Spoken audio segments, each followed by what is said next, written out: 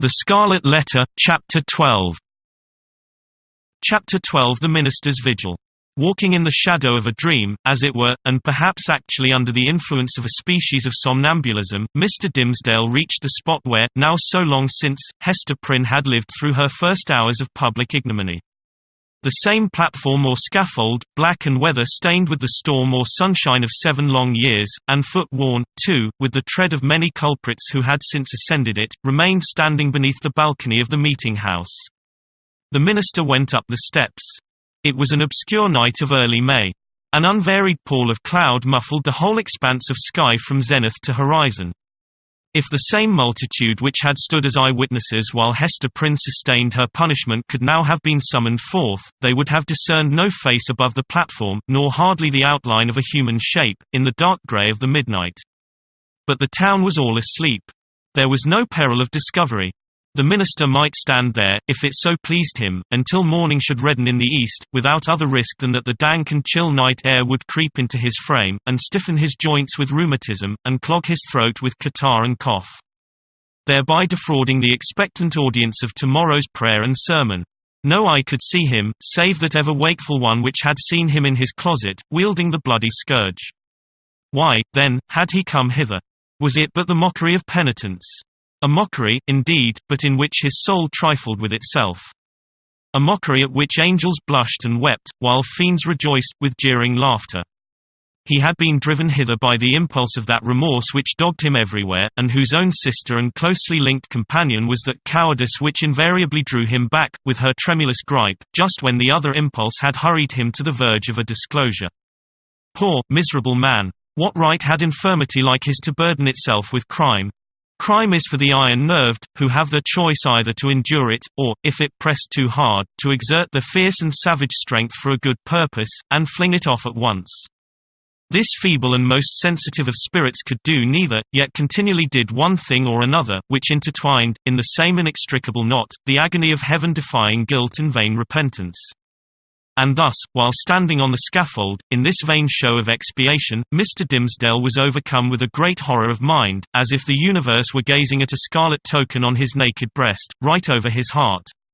On that spot, in very truth, there was, and there had long been, the gnawing and poisonous tooth of bodily pain.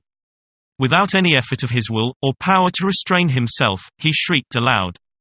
An outcry that went pealing through the night, and was beaten back from one house to another, and reverberated from the hills in the background.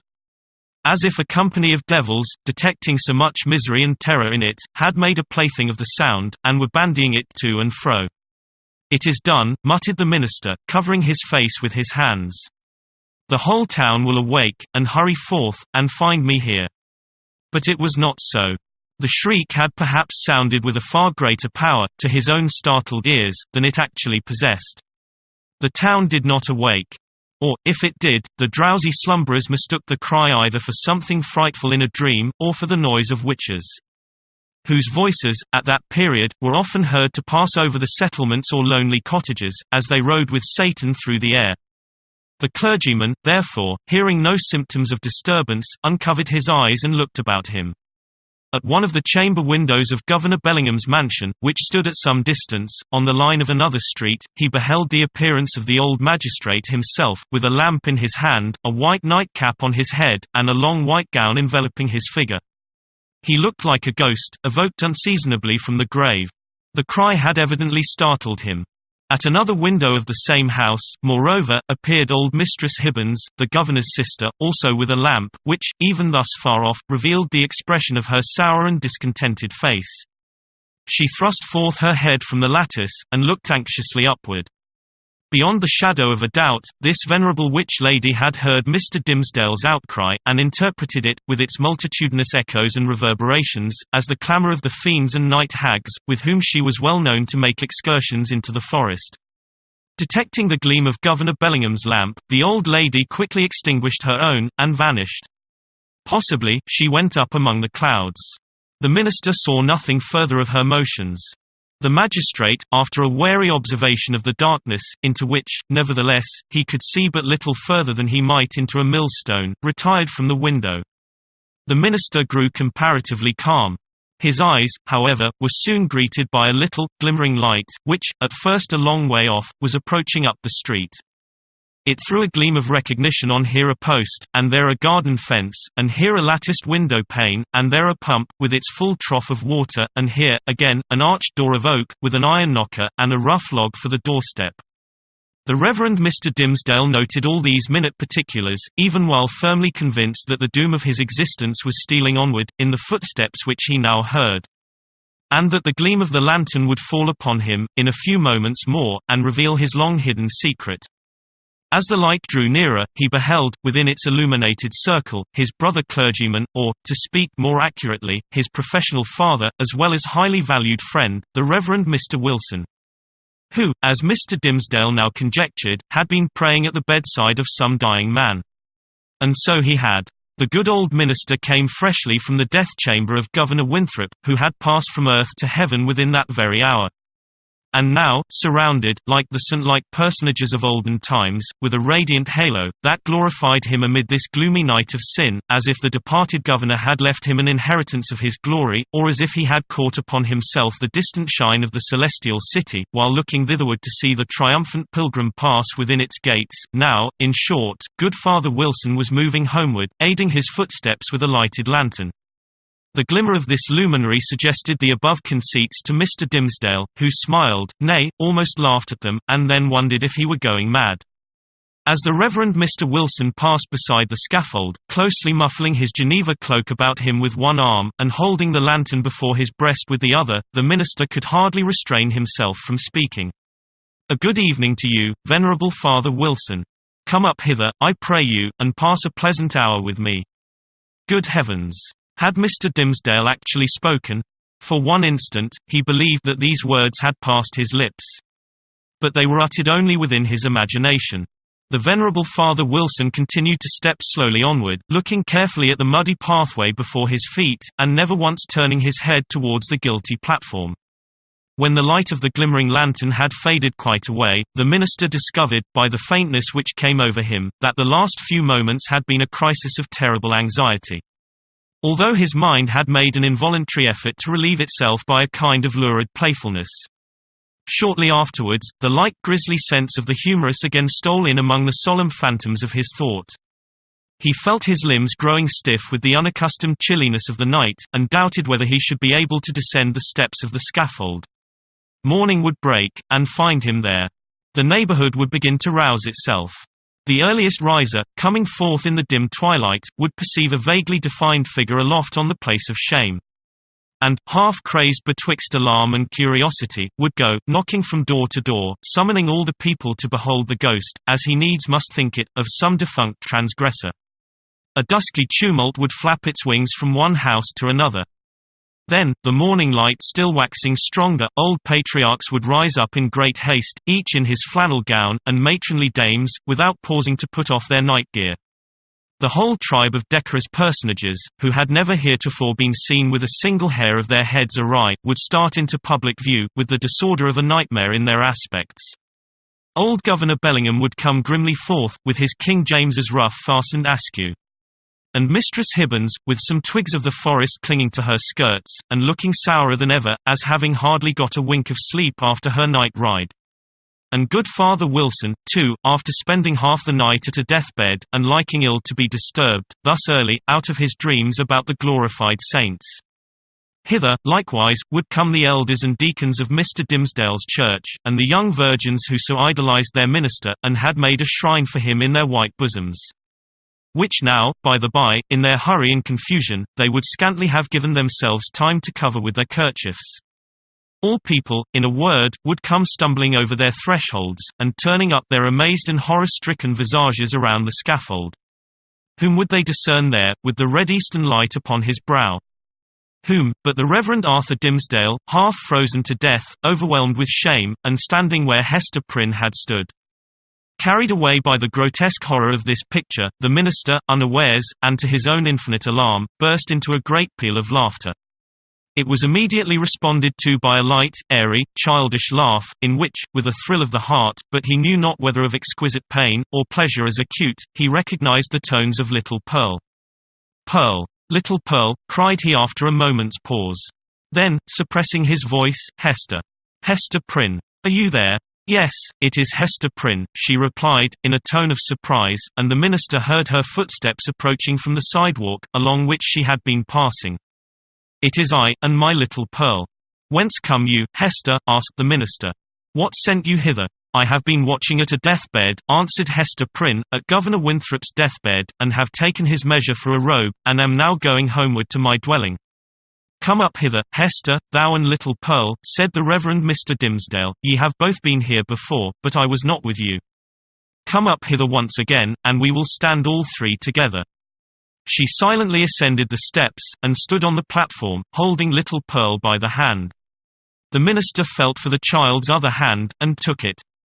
The moment that he did so, there came what seemed a tumultuous rush of new life, other life than his own, pouring like a torrent into his heart, and hurrying through all his veins, as if the mother and the child were communicating their vital warmth to his half-torpid system.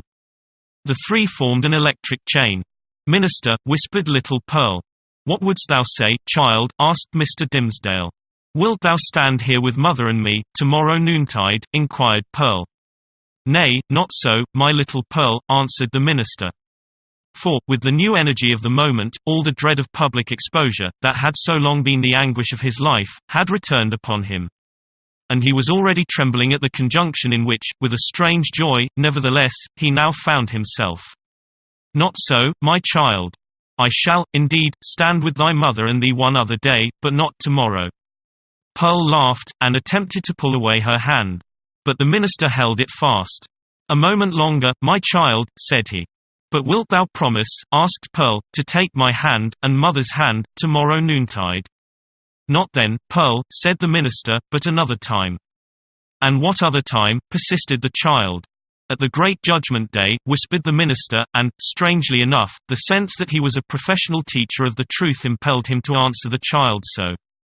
Then, and there, before the judgment seat, thy mother, and thou, and I must stand together.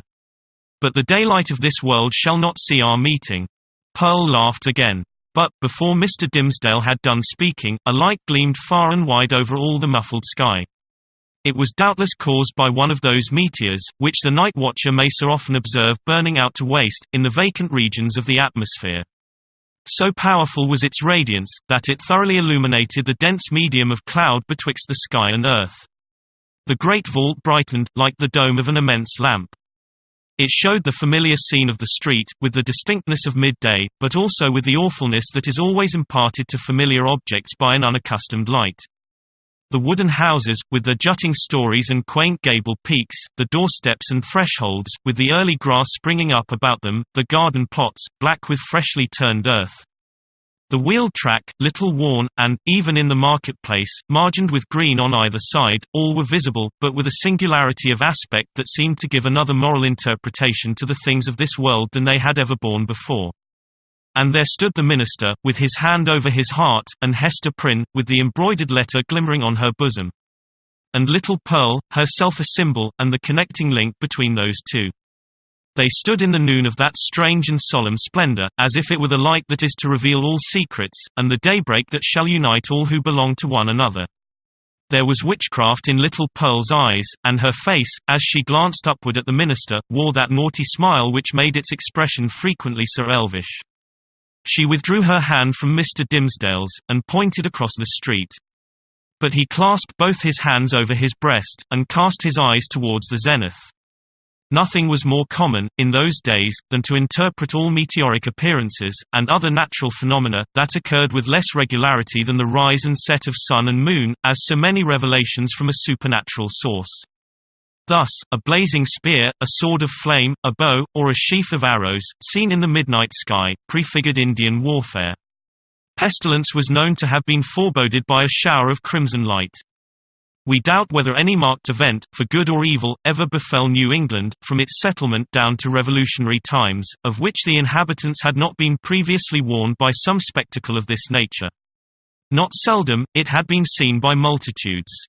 Oftener, however, its credibility rested on the faith of some lonely eyewitness, who beheld the wonder through the colored, magnifying, and distorting medium of his imagination, and shaped it more distinctly in his afterthought. It was, indeed, a majestic idea, that the destiny of nations should be revealed, in these awful hieroglyphics, on the cope of heaven. A scroll so wide might not be deemed too expansive for Providence to write a people's doom upon. The belief was a favorite one with our forefathers, as betokening that their infant commonwealth was under a celestial guardianship of peculiar intimacy and strictness. But what shall we say, when an individual discovers a revelation addressed to himself alone, on the same vast sheet of record? In such a case, it could only be the symptom of a highly disordered mental state, when a man, rendered morbidly self-contemplative by long, intense, and secret pain, had extended his egotism over the whole expanse of nature, until the firmament itself should appear no more than a fitting page for his soul's history and fate. We impute it, therefore, solely to the disease in his own eye and heart, that the minister, looking upward to the zenith, beheld there the appearance of an immense letter, the letter A, marked out in lines of dull red light. Not but the meteor may have shown itself at that point, burning duskily through a veil of cloud, but with no such shape as his guilty imagination gave it. Or, at least, with so little definiteness, that another's guilt might have seen another symbol in it. There was a singular circumstance that characterized Mr. Dimmesdale's psychological state, at this moment. All the time that he gazed upward to the zenith, he was, nevertheless, perfectly aware that little Pearl was pointing her finger towards old Roger Chillingworth, who stood at no great distance from the scaffold. The minister appeared to see him, with the same glance that discerned the miraculous letter. To his features, as to all other objects, the meteoric light imparted a new expression.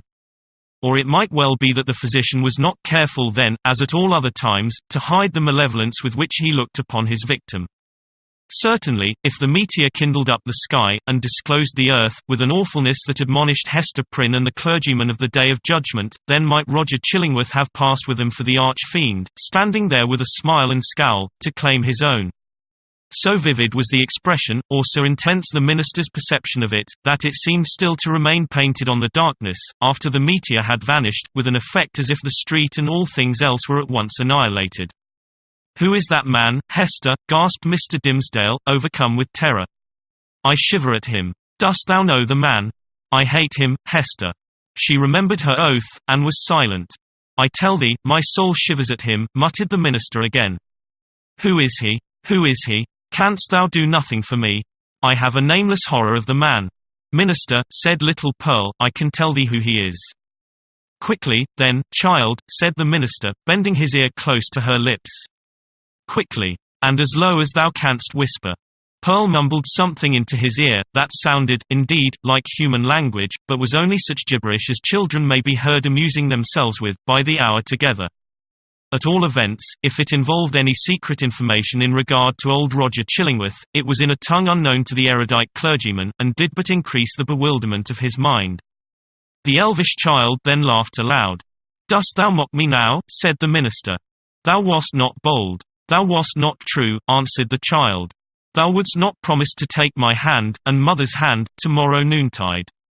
"Worthy sir," answered the physician, who had now advanced to the foot of the platform. "Pious Master Dimmesdale, can this be you? Well, well, indeed. We men of study, whose heads are in our books, have need to be straitly looked after. We dream in our waking moments, and walk in our sleep.